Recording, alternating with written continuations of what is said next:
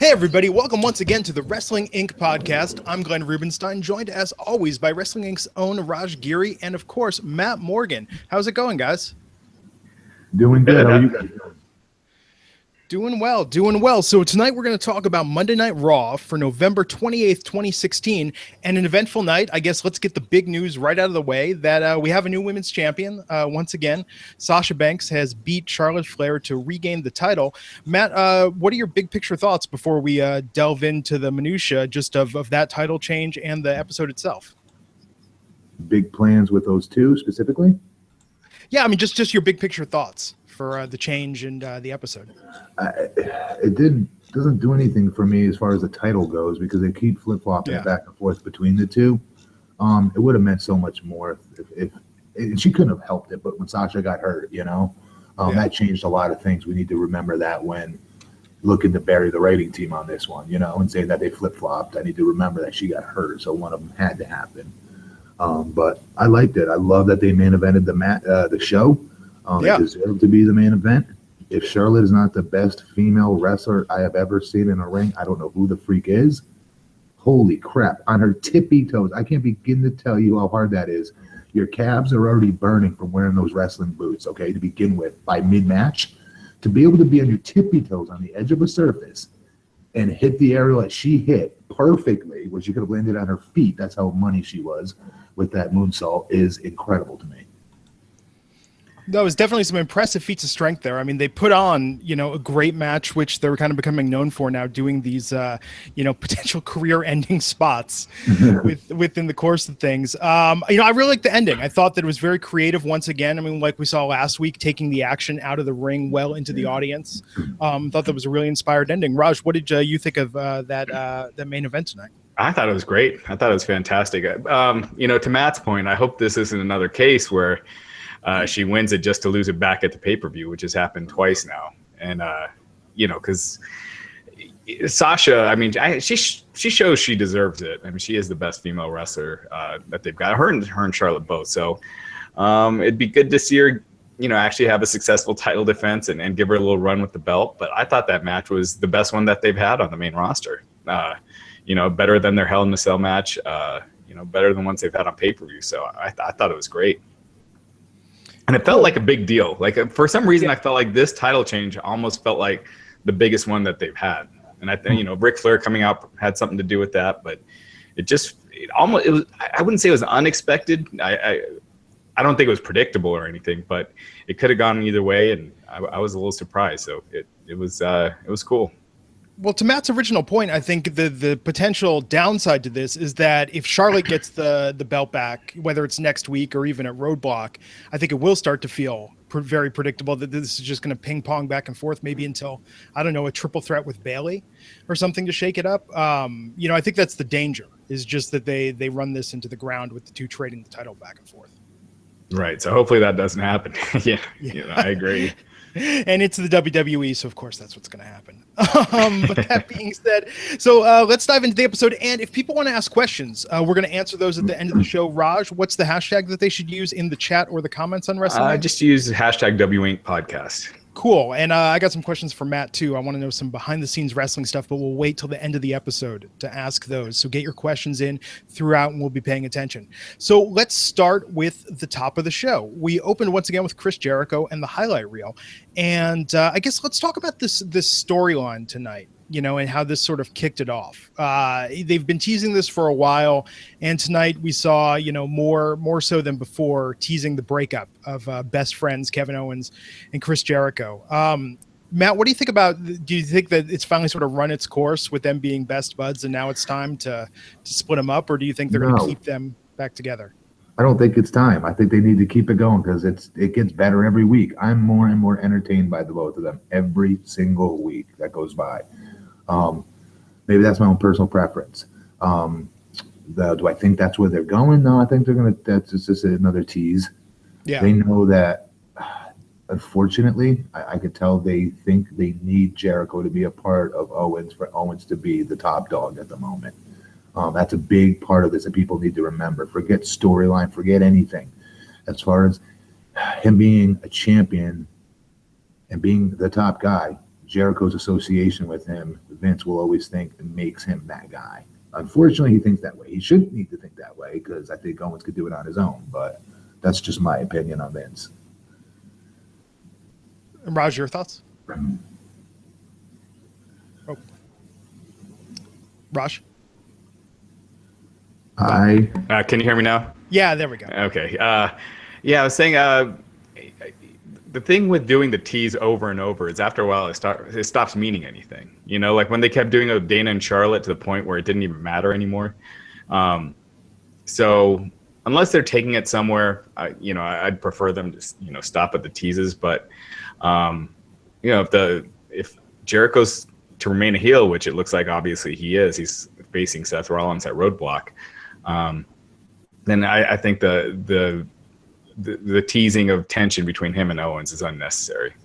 But besides that, I thought the opening segment was fantastic. I thought, Kevin Owens and Jericho were gold. Roman was, way better than he usually is. And so I thought it was a good way to kick off the show.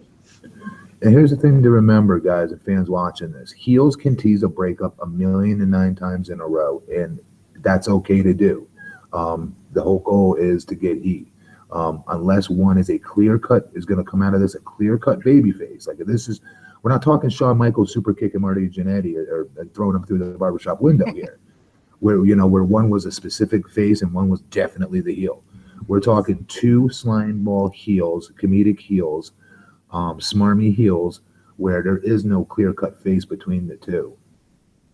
Jericho would be the fan favorite, obviously, between the two if they worked against one another, but nowhere near enough for those two to, I don't know. I just think they can tease it over and over where I don't feel like it's stale because they've done it in different ways so far. If they do it every week, if they start doing it every week, then the inevitable is going to happen. Then we know what's going on, that they will break up and whatnot. But I don't know. Heels are allowed to do that. Don't know why. They just are. I thought it was an interesting split tonight. We could definitely talk about that as the match rundown goes on, but I thought it was an interesting split taking Owens and Reigns going into Roadblock and then Jericho and Rollins. I thought that was an interesting way to split them up. It's just, not necessarily what I would have predicted where it was going, but at least it'll keep things fresh a little bit. The smartest thing they did, guys, was not let that be the main event. I always believe the Universal title should close the show as the main event. But in this case, they made the right call because trust me, Roman Reigns going over at the end of Raw would not have done them any favors.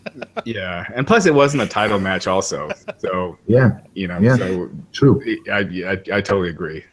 Actually, the way he did a great job in the promo. I need to say that, by the way, because we don't always hate on Roman Reigns. He did a phenomenal job on the mic tonight. Well, that's the thing about Jericho, especially I think Jericho can give anyone chemistry and charisma, because he gives them something great to play off of. And Jericho and Owens, I thought together with Roman, it's just, guilt by association, but also Roman, I thought worked very well in their flow. Like I felt like the three of them together. Yeah, I agree. It did make Roman look better. It was his juxtaposition, his entire body language. He looked confident is what I'm saying. Like, it wasn't just the words, it was how he delivered them. He was very confident. I liked it. Yeah.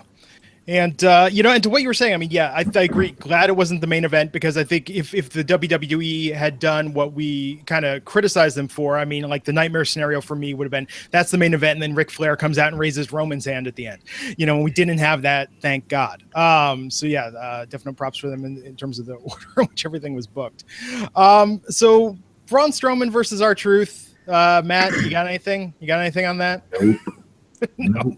I thought it was pretty well done, though, on having him basically kill three guys, or looking like he was going to kill three guys, Yeah, and if we're continuing to talk about Sammy after that, I thought, I think this Braun Strowman stuff starting to catch on, and I feel like, he's starting, like, this push is starting to work. Like, I think people are starting to buy into him a little more. Mm-hmm. So I thought this was good instead of him just beating a couple of nobodies, taking out three, I wouldn't say, bigger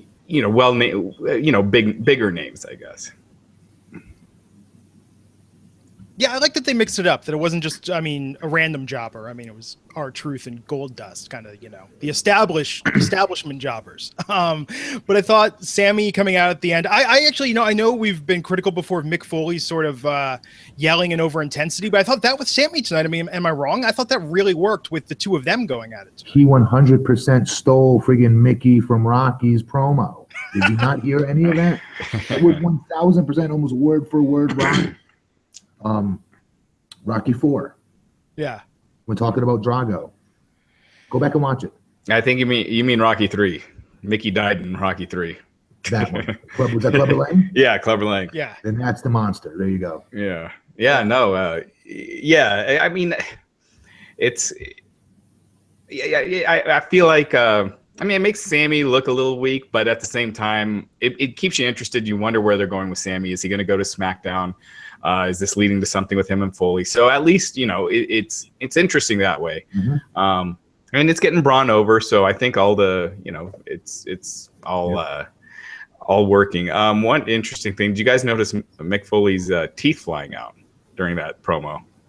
Oh, I thought it was a snot we just couldn't see. No, it was his bottom teeth flew out during that segment. Awesome. That's how intensely he cares. That's intensity. Yeah, absolutely. No, you know, I enjoyed that aspect of it. I'll be curious to see if they're going to have Sammy and Braun. I mean, do you guys think it's going to be Sammy and Braun at Roadblock? Yeah. Probably. Yeah, I mean, look, as long as there's a story there. I mean, that's my whole criticism over the way that they book guys like Braun is that just at a certain point, there's no story involved with it. So I think Sammy win or lose, as long as it's a good match, I feel like we can be emotionally invested. I think it'd be way better if Sammy showed up as a surprise at TLC and is, you know, like moved to SmackDown and you know, you get him out of this whole Braun thing, because I don't see them they're not going to let him beat Braun Strowman. So that's, you know, another loss, and I think SmackDown could use Sami Zayn. I mean, they're out of guys at the top. I mean, with Dean Ambrose and AJ, just, you know, wrestling each other with James Ellsworth thrown in there, so they need a couple more guys. Yeah, I mean, but I think they do this first. I think they do this first, let it run its conclusion through Roadblock, and then make the move with Sammy. Daniel Bryan gets impressed by Sammy's tenacity, or whatever. You know, and maybe that's when they do the move to SmackDown. But I agree. He'd be much better served being there from now on. So we went from that to a cruiserweight match tonight. So 205 Live debuts tomorrow night, but we started with Cedric Alexander versus Tony Nese. I mean, Matt, I know we've discussed this, you know, ad nauseum here, but I mean, are they doing anything to where this is popping for you in the way that they're booking these matches? I know they put in Alicia Fox into an angle now. I guess her and Cedric are going to have a little storyline. No. Okay. Raj, do anything for you tonight?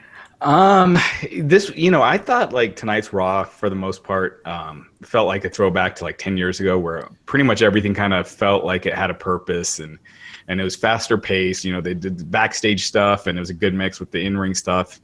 This was the one match that felt really like filler. And, you know, you need to get the cruiserweight guys over, but this was the one match I thought that just, it just felt like complete like filler. And I like Tony Nese, but I feel like there's more money in Cedric Alexander, and having Nese go over just is not the way I would have done it. Speaking of which, so following that was the backstage segment with Rollins and Jericho. So to your point, Raj, absolutely felt like a throwback. Matt, so this is maybe where we could talk a little bit. One, I want to get your take on this, but two, can you give us a sense of what goes into choreographing a segment like that, where you're involving doing moves on top of cars, slamming people, you know, into using an environment like that to your advantage? I mean, do they manage that? They walk through it. Yeah, but do they manage that down to, you know, every single microscopic detail of here are the cars that we have in the area, here's what we do as far as the moves go? Do they do any special rigging to a car if they're doing a move like the pedigree on top of that, or? No. The only thing that's rigged every once in a while is a sugar glass window once in a blue moon. Gotcha. But I mean, no, you walk through it or talk backstage about it and say, here are the 3 cars we get to smash up. You know, take me, throw me over here, get some steam on me over here for a second. When you charge, I'll move. You run to the door. You know, things like that. You'll talk like just you would talk about a match. And correct me if I'm wrong, but it seems like it'd be much better taking the pedigree on top of a car than outside the ring, or like on the concrete. The only dangerous is when you come down on your knees with it, both guys for that matter, because you don't know how much that roof is going to give or not. And the more it gives, the more you have an opportunity to really screw up your knee, tear something. Hopefully they're both wearing pads under their jeans. Yeah. Do they give any notes like, don't dent the car, it's a rental, we have to return it after? Oh, I've been in a situation like that. Absolutely. Like we had a TNA, I remember there was one we couldn't touch, but the other two we could do whatever we wanted. Yeah. I'm sure there's some production assistants pulling a dent out of the roof of that car tonight so they can return it to Budget or Enterprise or wherever they got it from. But no, I mean, I love that. I love seeing that much backstage action go on. I mean, this is the first time in a long while they've done anything that elaborate backstage, right? Yeah, they did a lot of it with the Cesaro and Sheamus at the bar and this. And so, yeah, I thought it was good. Can we get into that part? Yeah. No. I was gonna say, in fact, maybe tonight. I mean, that's part of the reason why I think tonight's episode felt so different is that they did, production-wise, they did a lot of different stuff. But let's jump ahead to that since that's kind of relevant here. So, Matt, what were your thoughts on that, Sheamus and Cesaro? All good except for the close-up shots of the random people in that bar. That looked so low budget. It looked incredibly low budget. Just the zoom-ins on the individual people, like, or doing whatever that they were doing, like cheering or talking smack or whatever. It looked horrible, so hokey, and just the way it was shot did not look WWE worthy. Yeah, well, but did you notice that was Tessa Blanchard at the bar with Sheamus? I don't even care, but no. Yeah, that's Tully Blanchard's daughter, Tessa Blanchard, who's been working the indies. She was at the bar. And then a lot of the, obviously you could figure out those were indie guys. Most of them were PWX from North Carolina. Has Tessa been signed? She's been on NXT a bunch. I don't know if she signed. No. Gotcha. She's worked for them a few times, but no. But, at least this kept that story going, though. And it put some sort of what's the right word? I wouldn't say a twist, but it's progressing it. It progressed it as opposed to them just doing the same thing every week. And so, so with that part is good, but I agree with Matt. The bar didn't look real at all. And, I think it was probably something in the arena, like an arena bar or something. But other than that, it did what it was supposed to. So I like that segment overall. Yeah, I mean, it didn't look like the same show that we see week in and week out. I mean, that's I think the biggest points that I can give them tonight for diversifying the production that way. But let's talk about part one of this Raw Women's Title match. So, what did you think of that aspect, Matt, of how they did the match? They started to do the match. It was double count out, and then they just said, nope, we're going to do it over. No DQ, no count outs. This idea of sort of doing it, in parts like that with this sort of fake out first match. I thought it was, I had no problem with it whatsoever. It just made their, the Charlotte crowd that much more excited to see that, that match. I thought, for me at home, it made me feel that way. Also, there was a lot of miscommunication between those two with friggin' Charlotte trying to get her over the damn, what do you call it? The guardrail thing, the barrier. I don't know what the hell went wrong with that. She tossed Banks against the wall. Like she manhandled her on one of those. She legit did that. You could see it. Not out of anger, but out of maybe Sasha forgetting something. I don't know. But there was some miscommunication on that. And later in the match, in the second match as well, which we'll get into with the kendo stick. But for this, I thought it was good for what it was. Do you notice Emma and Summer Rae on Twitter both kind of said when Mick Foley came out, they were like, just please let it end. Usually don't see that, so that was interesting. Although to be fair, Summer Rae did praise the match at the end of the show, but yeah, they kind of ripped it earlier. Summer Rae doesn't have the time in the business to rip a friggin' sheet of paper, let alone anybody's match. Yeah, her biggest burn. I'll bring that up here in a little bit, but that wasn't even the worst one that she tweeted out. Tell me what the worst is that she tweeted out. I think it's the next segment with Lana. She let me actually read it. Thank you. So what did Enzo Amore say that he something about stuffing her turkey. Stuffing her turkey. And Summer Rae wrote, It's not turkey. It's roast beef, and you can't stuff that. Ew, that's so corny. That's so corny. I mean, that's just not corny. I mean, that's actually pretty crude if you think about it. Yeah, it is. I can't control her being crude, and she needs a slower roll with WWE and all. But let's talk about her talking smack about girls that can work circles around her. She needs to shut her freaking mouth. If there was no E channel, darling, you wouldn't even have a freaking job. I wonder though, because WWE retweeted that tweet. Which really? They tweeted that one out. So well, does Lana still have that rumored backstage nuclear heat that everyone was saying? Almost seems like it. I mean, they don't do that for the people they really like. So they retweeted the Lana tweet. The Summer Rae tweet, yeah, about Lana. I mean, okay, yeah. Well, that's not as bad. But her critiquing any girls match is a friggin' abortion in of itself. I will say this: not Summer in the ring, but I will say after watching both seasons of Swerved, I think Summer Rae has legitimate comedic talent, and maybe not in ring that they're not utilizing her well, but I'm saying that she is one of the better one of the more genuinely funny, like mainstream level comedy chops of anyone on the roster. And Summer Rae is injured right now. I don't pay to see that when I watch wrestling. I don't give a crap. She's a great miniature golfer. I don't care. We're talking about her critiquing two superior talents. Oh, I agree. I agree. Look, in the ring, she's never been known for anything, right? I mean, if someone tweeted us, put in the comments, one memorable Summer Rae match that she played an active role in making memorable. I don't think there is one. And I've watched most of her NXT work, and a lot of her main roster work, and I don't recall a single one. Shit, end of story. Yeah. She's actually has, I want to move on, but she has had some good matches on, not good, but not bad matches on Superstars, but no one ever sees those. And by the way, it looks like WWE might be dropping Superstars. They're just going to full on make it a Raw recap show, no, they tape main event before Superstars is not airing this week. So I think maybe now with the 205 Live, they feel like they don't need another taping at SmackDown, or maybe the TV contracts are up. But yeah, their Superstars looks like it's done. Huh, interesting. For the 5 people out there that watch Superstars and main event each week that aren't Raj, and on a good week, I will try and watch them, but it's been a while. So that being said, and by the way, that's the most discussion about Summer Rae's career that's existed in any wrestling podcast, at least in 2016.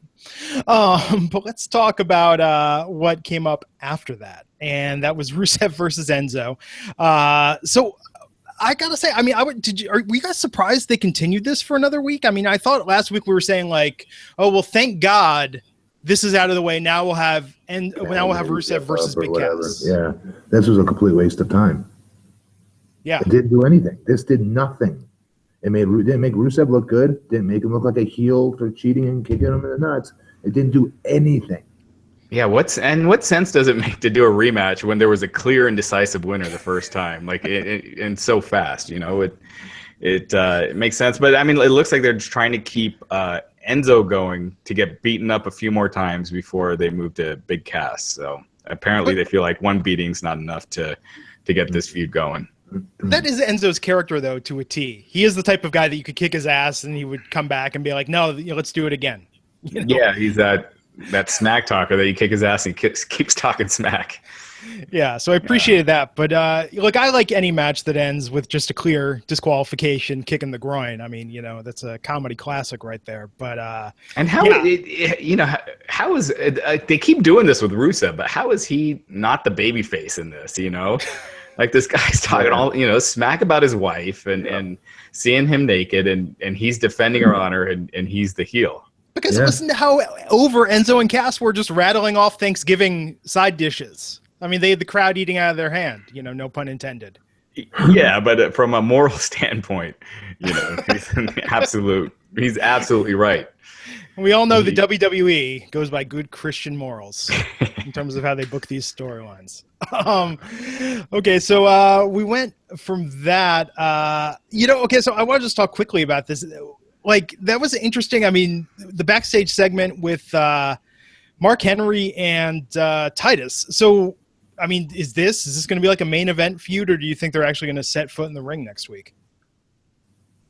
You asking me? Yeah, either of you. This is another one I don't really. No offense to either guy, I don't care about. Do I think so? Yes, but man, I don't care. Yeah, they're not doing that to not have it go anywhere. You wouldn't think so. Well, except to plug Incarnate, out in theaters this Friday. Yeah. So the whole angle is that Mark Henry's proud of the scene he did in this movie where he just gets his ass handed to him, and then Titus O'Neil is jealous that he wasn't in that scene. So that's So it's a weird thing to feud about. But I'm sure they'll have a match on Raw next week, or maybe a pre-show at Roadblock. Something, yeah. Yeah, it was short. Very. I mean, say this about the WWE. One thing that I love about them is, and I don't know if they were paid for that tonight. I'm sure they were given some promotional consideration for the movie, but they are like just a proud parent if any wrestler does almost anything in other media, that they will just. Yeah, I mean, and I think that's, to their credit that they're proud of the guys getting over, but it's amazing that it could be something as simple as like, a walk-on role in a scene. And it's just like they bill it like Mark Henry starring, co-star in the new film Incarnate. I like that they really get behind it with that. That always makes me smile. So after that we had Rich Swann versus Noam Dar. I mean, that was relatively quick and to the point match, building up with Rich Swann going into his championship match on 205 Live tomorrow night. So we had Brian Kendrick on commentary. So let me ask you this, Matt, not because I feel like we talked this to death of how they're using the cruiserweights, but what I want to know is, are you tuning into 205 Live tomorrow night? Do you want to see what happens? I will, because it's its first episode, so I'll just see what it's about. I'm interested in seeing the match. I honestly am. I do like Swann's charisma. I think he's got charisma for days. But I mean, I'm not highly interested. Let's just be honest. But I am enough interested to watch it. I like. I agree. I think Swann does have charisma, but at times it borders on the too cheesy to almost be really annoying. And like when he started this promo after the match, I thought, oh God, this is so irritating. But by the time it got going and he finished great, I thought it was a solid promo by the end. But his first 2 minutes or whatever, where he's just kind of looking at Brian Kendrick and be like, oh, there you are. I thought that was pretty bad. So it's you have that charisma, kind of rein it in and tweak it, and not be so corny. But because he can definitely be a star. Vince is going to love him if he doesn't already. Vince loves baby faces that smile. Loves it. And that dude's got a natural smile that he's really having fun with. You could see it, and it's contagious. For me, it is. I like watching him because he looks like he's having fun. Yeah, you did, and he's got that. You kind of root for him just based on that. Like you could tell he's really enjoying himself. Yeah. I like that they gave Brian Kendrick some time on commentary. I mean, I feel like they haven't really done a good job of showcasing. Well, I know they do that, but what I'm saying is that he's a real character, and I mean that you read the stories about him and the behind-the-scenes stuff, and I feel like they need to do more to serve him, because I think he is one of the most dynamic guys in the cruiserweights because of that, because he's got this fully formed character. It's not like Rich Swann, where it's like, well, he's really positive and he smiles a lot. I mean, Brian Kendrick is weird and quirky, and I think that they could, not just with his age, but I feel like they could develop that more. So I like that they gave him a little bit of a chance tonight to showcase that. I felt like he came across as too much. He didn't come across as much of a heel, I felt like, on commentary. And Kendrick knows how to do that, so I was kind of surprised by that.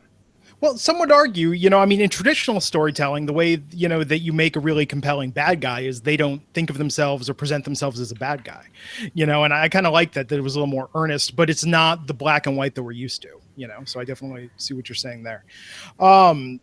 So in a minute, we're going to talk about Roman Reigns versus Kevin Owens. But first, Mick Foley tonight had a little bit of trouble keeping his teeth in. But aside from that, and, it's an important caveat, he looked fantastic. Why? DDPY.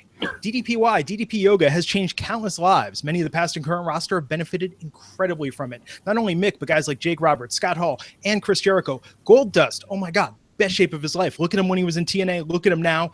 What's the difference? DDPY.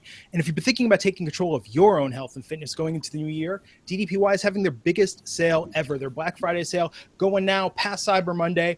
And I'm telling you, it's fantastic deal.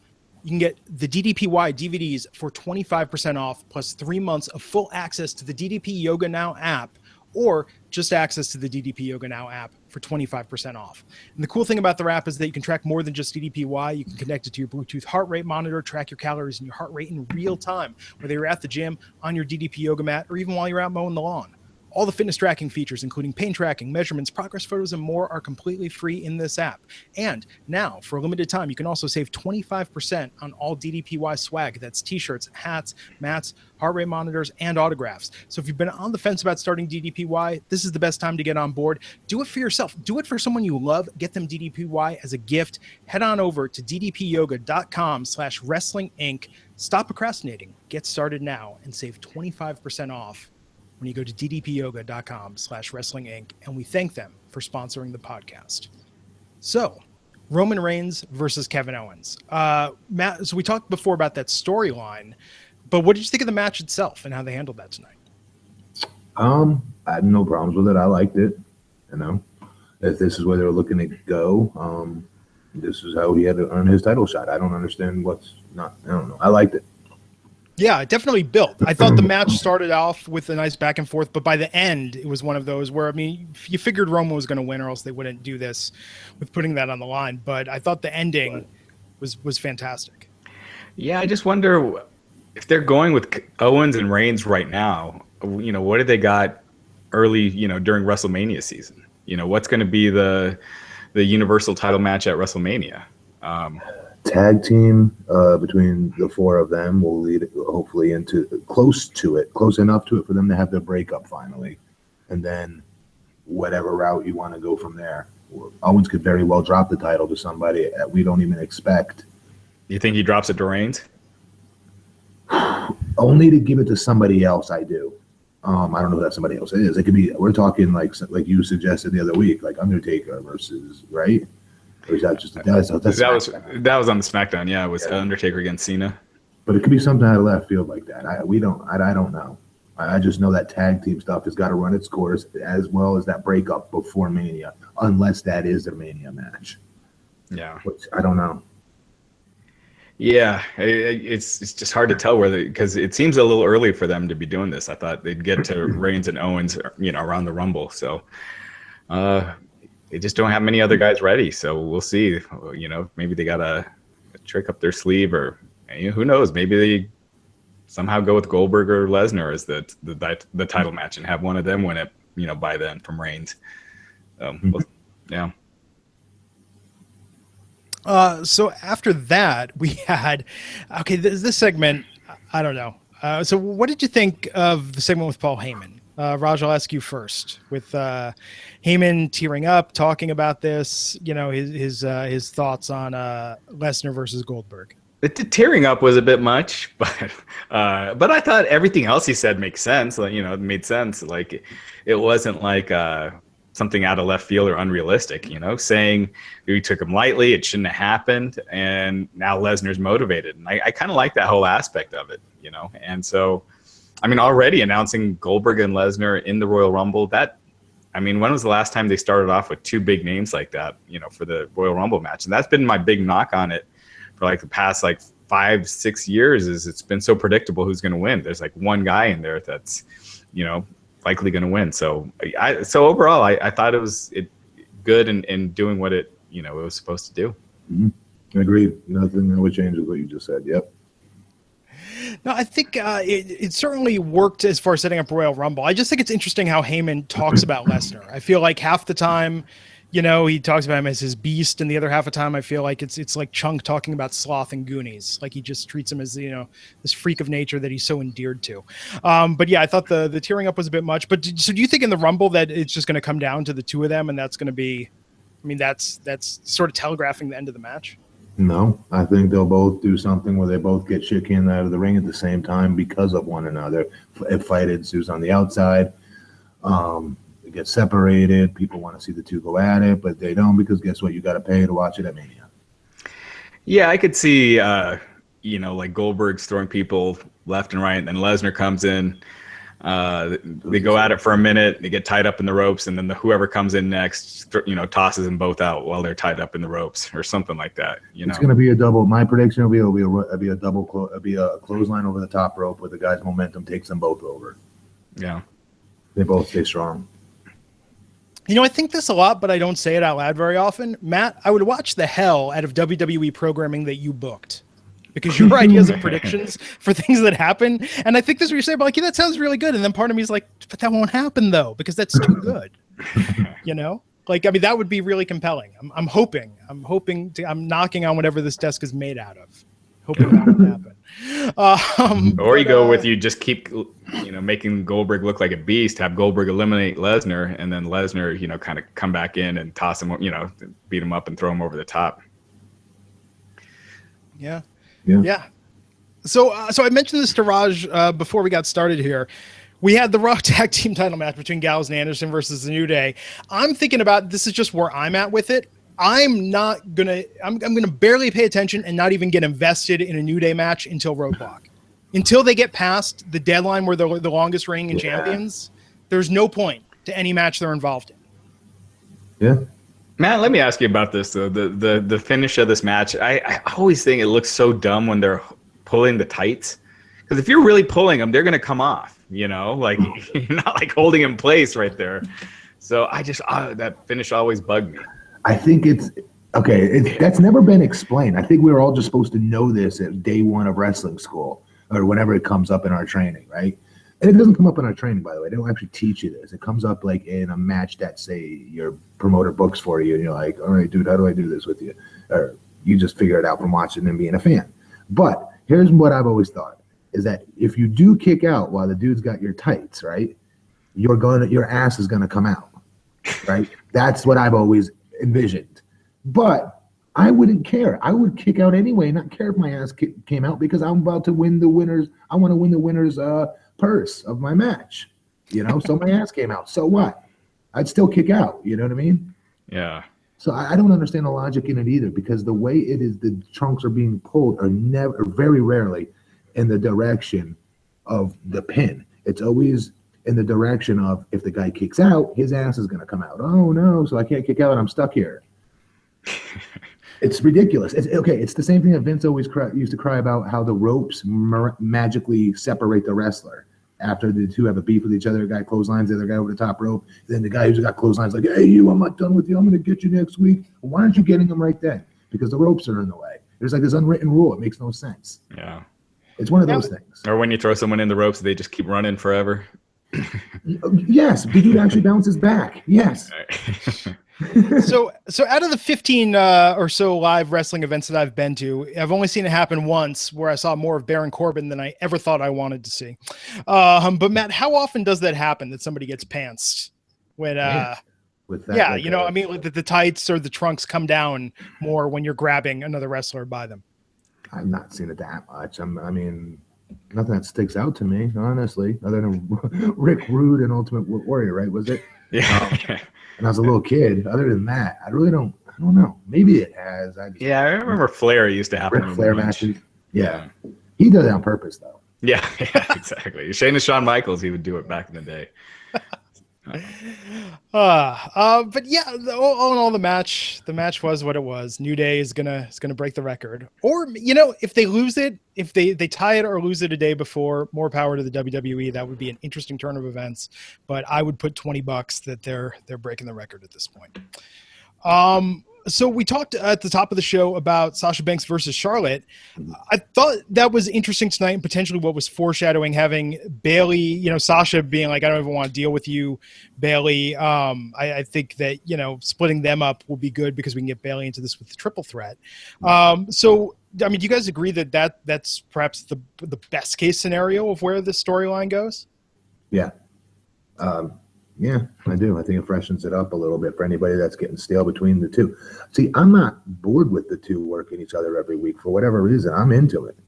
I just like their work. I think I'm so caught up in their work. The story, for once in my life, doesn't really, I don't know, it doesn't matter to me as much, because I know what I'm about to go watch once that bell rings between Sasha and Charlotte, right?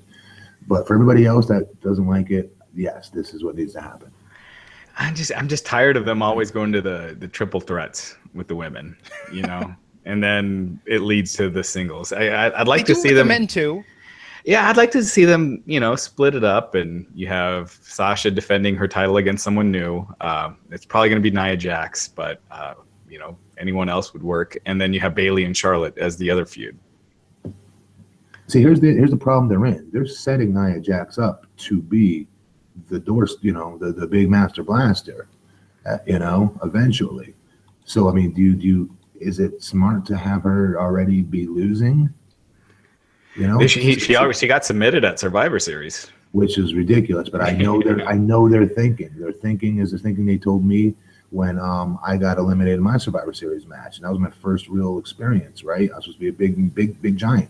I ate like an ankle, like 3 ankle slams or something like that, and then got pinned. It didn't matter because it happened in this type of match. It wasn't a singles match. You're undefeated singles. You know what I mean? That is the logic they'll use with Nia. I promise you. Even though we all see it as ridiculous, but I don't think they have a rhyme and reason and excuse for everything where it makes sense when they're protecting somebody in their own weird world.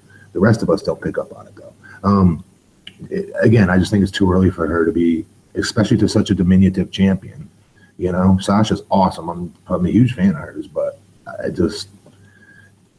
doesn't match up well as far as Nia Jax losing to her. It just doesn't work yet. Nia needs to still be built and be that end-all be-all heel that they want her to be. And Charlotte, they need to do something completely different with her if that's the route they take with Nia. Because they still have Charlotte not ever really losing, you know, as well. So they book themselves in a corner with 2 heels that they don't want to lose. Who else do you feed her? Yeah. Meaning Sasha. Who else do you give her? Foxy? Well, actually, Emma. Evolution. There you go. So they build up this new girl to come in just to lose. They've been building it up. I mean, I know I don't want to harp on this, but I mean, what's the record? What's the record for teasing somebody's return with these vignettes? I mean, Kurt Hawkins was really a long time on SmackDown, but this has gone on even longer now. Before SummerSlam. Wow. You know? Yeah. Yeah, because I remember we were saying after SummerSlam, Emma's going to come back. Like that was... Okay. And here we are. It's almost December. Wow. Where's Emma? You know? Because Emma's even, I think, frustrated. She's been tweeting stuff that I'm just reading as passive aggressive, but I mean, she's been noting, you know, how many times her promos have been on. I don't know. But I think Emma and Sasha, like but you know, more likely though, probably Emma and Dana, maybe, because I mean, Dana is just a piece of furniture at this point, right? I mean, she's just sort of Sasha and Dana, you mean? Sasha and Dana, or I was gonna say, or Emma. I mean, but maybe Emma will get involved in a storyline with Dana. I don't know. I don't know who they're gonna. Or bring in Mickie James. She looked great. Yeah. Or the NXT champ. Yeah. Maybe that's part of the thing. Maybe it's just that the chasm between Sasha and Charlotte and even Bayley, right? And Bayley, this is where Bayley's sort of the odd woman out, because you have the 3 of them on one end of the spectrum, and they're just like light years apart from the other women in terms of charisma, in-ring ability. And in SmackDown, I mean, I love Becky Lynch. She's one of my just favorite wrestlers, period. But I feel like SmackDown has a more even level of all-around talent because some of the women are better at certain aspects of performance than others. Mm-hmm. So I think maybe that's why SmackDown mixes it up more. Whereas on Raw, it's like, well, we know who the 3 stars are, but how do you tell compelling storylines in that division? Yeah, I think SmackDown, you don't have the standouts that you have on Raw, and the standouts they stand out so much higher that it creates these levels. But yeah, I agree. So we'll see what happens there. But so we're gonna get to your questions. Ask them in the chat. Ask them in the comments. But sort of final thoughts on the episode, Matt. I liked it. I'd say from top to bottom, it was a good paced out show. Yeah, I thought, I thought, people say we're too critical, but I thought this week, second week in a row where I thought it was a really strong show. So, again, I'll say it forever. It would be much better if it was 2 hours, but, for 3 hours, it was good. Maybe that's what they'll do with the Superstars time slot, is just edit down a 1 hour version of Raw. And then no, the Superstars is gone. Yeah. It's just 205 Live now. Overseas guys, they do that. When I'm staying in Italy working there, I caught a Raw episode and they edit everything. Yeah. So you're like watching, like, I want to say an hour 10 or something like that, or 48 minutes, one of the two. And I remember being like, oh, this is awesome. This is like nonstop action, right? Like, this is the kind of show I want to watch. And it was Raw. Yeah, that's it. They do that. They did that on Hulu too for the Hulu version. They edited it down to 90 minutes or whatever, and it was just fast paced and all the crap was out. So it was great. Matt, who do you think is winning the SmackDown Championship match at TLC this Sunday? AJ Styles. Yeah. Do you think where do you think they go next? Because Ambrose has been going on forever. Ooh. Who else they got in mind? Because I'm not watching it as much, obviously, because I'm covering Raw. Ellsworth. Cena is coming back at the end of December, and Taker, said he's coming back. But I think that would be Royal Rumble. But I guess that would be their next pay-per-view after TLC. Or again, they could bring somebody up. They still could play that card. I know it leaves the barn a little bare at NXT, but they've got to start realizing that their main rosters are a little bare.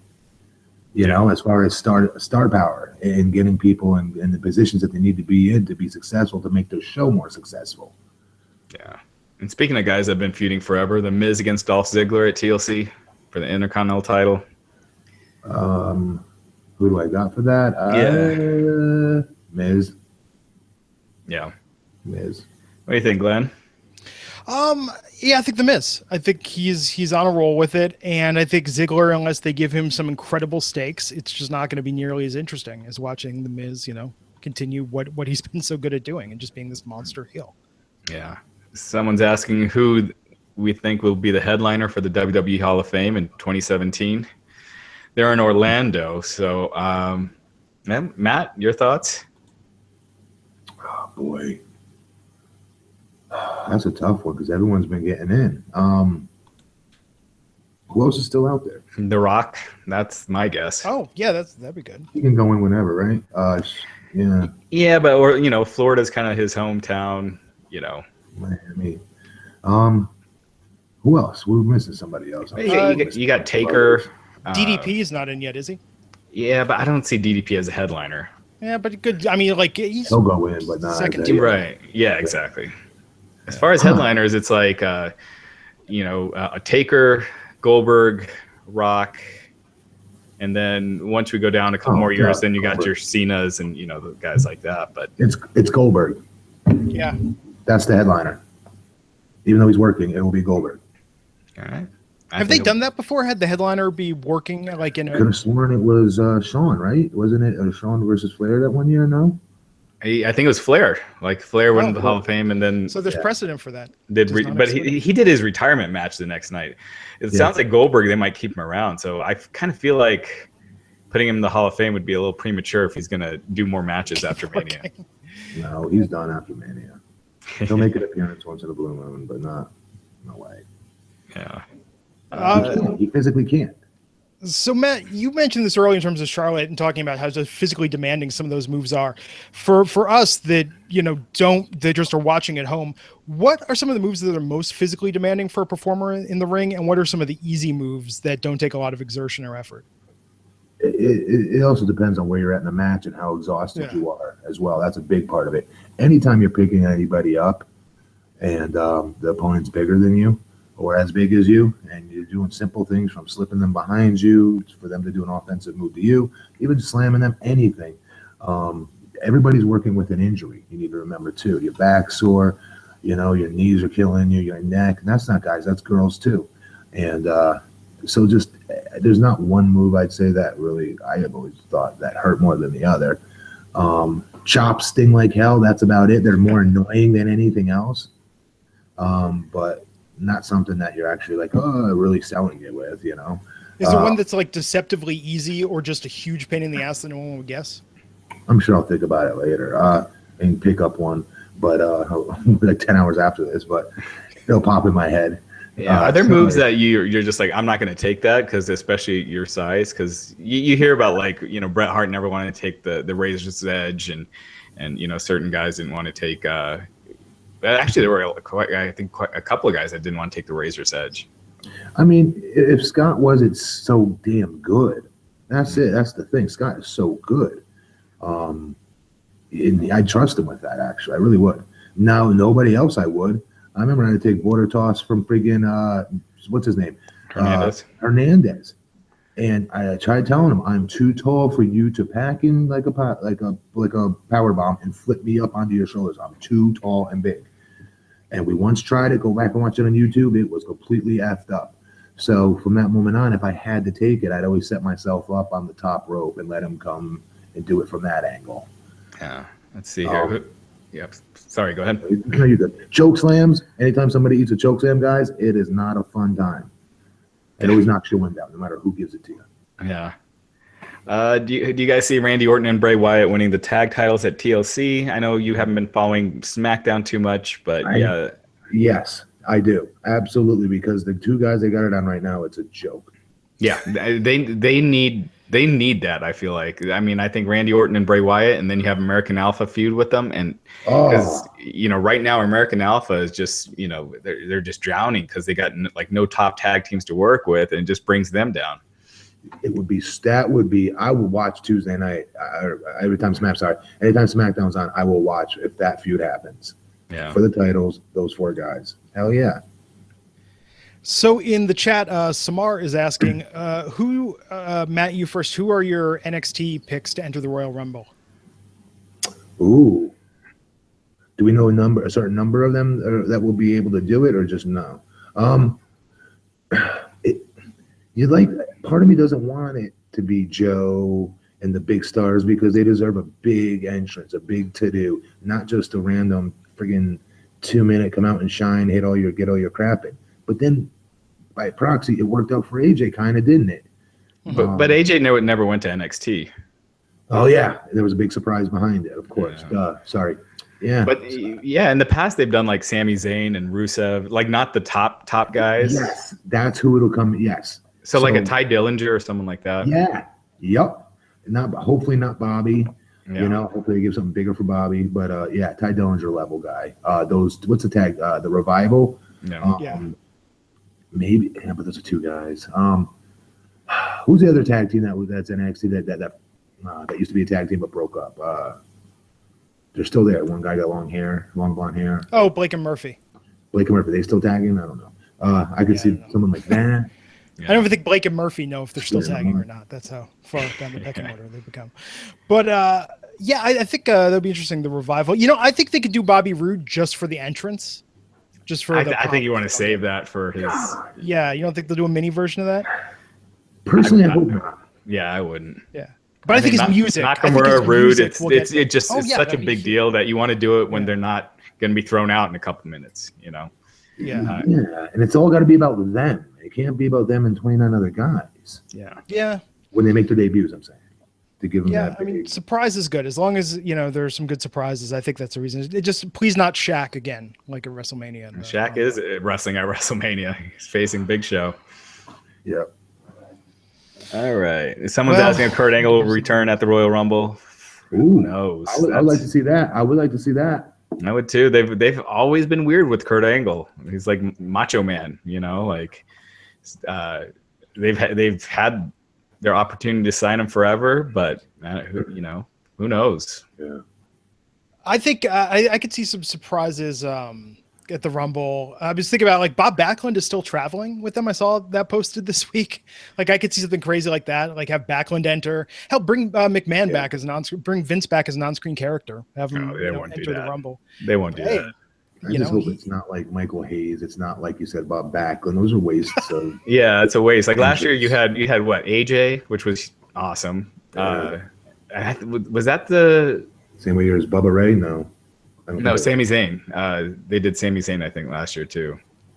But yeah, I think you don't want to waste a spot on. No offense to Bob Backlund, but that would be right. The man is a legend, Raj. Yeah. So is Steve Lombardi. Says the Godfather. Is Marty Jannetty in the Hall of Fame yet? You know, No. that needs to happen. Cal in the chat was saying, do you think Shelton Benjamin's injury, when that's healed, they'll come to WWE? And is there a time on it? I could see Shelton Benjamin being like a Rumble entrant if he was cleared. You know what? That opens up all those guys then. Yes, a Chris Masters, a Carlito, a Shelton Benjamin. I know there's rumors that they're very close to signing them when they were doing the brand split. For the reason the guys weren't signed. Maybe this gives them that opportunity to come in and show what they can do. TNA, the turmoil they're in. Is there anybody that's about to be up with their contract with them that would be free to be able to go do that? I don't know. Yeah. And you heard the news about TNA today. Anthem sent us a press release saying that their legal battle with Billy Corgan's done. They've come to terms on a settlement. So TNA is, under Anthem. Billy Corgan's out. And that's that. Okay. What does that mean? So that means they're going to be taping like 3 times a year. So I wouldn't be expecting, all these big talent signings for TNA. You know what I mean? But yeah, I think that's there's a bunch of other booking related questions, but we can do some of those for next time. Cool, guys. Well, Raj and I are going to be back this Wednesday at 12 noon Eastern, 9 a.m. Pacific to talk about tomorrow night's SmackDown Live. And then coming up this Sunday, immediately after it ends, we're going to, all 3 of us, be back here to discuss tables, ladders, and chairs on the WWE Network and everything that went down there. So join us here on the Wrestling Inc. podcast immediately after the conclusion of that on the live broadcast. Raj and I will see you back here on Wednesday. Matt, anything you want to plug before we take this home? Anything I want to plug? Nope. Just hit me up on Instagram and Twitter. You guys already know my address, at BP Matt Morgan. Cool. Raj, any stories people should look out for this week on the site? Hopefully it should be, I think it'll be picking up. We got 2 pay-per-views coming up and 2 pay-per-views in the next 3 weeks. So I'm sure it'll be busy. Raj, when are you gonna run the report that Matt Morgan's coming back to the Rumble? That's what. We're still recording right now. Oh crap! I'm sorry. Damn it! Remember when I do this, we're done. Sorry. Well. Hey, I've been saying it for a while now. If the Spirit Squad can come back and get that kind of pop, Matt, I think they could do a lot worse than bringing you back, man. I think a lot of people would like to see it. A lot of people are requesting it in the comment section. Yeah, just WWE creative, just for the Rumble. He can fit that into his schedule. It's on a weekend. He doesn't have to work. It'll all be good. That was a good point. Yeah. All right. Cool, everyone. So we'll see you back here next time on the Wrestling Inc. podcast. And until next time, take care.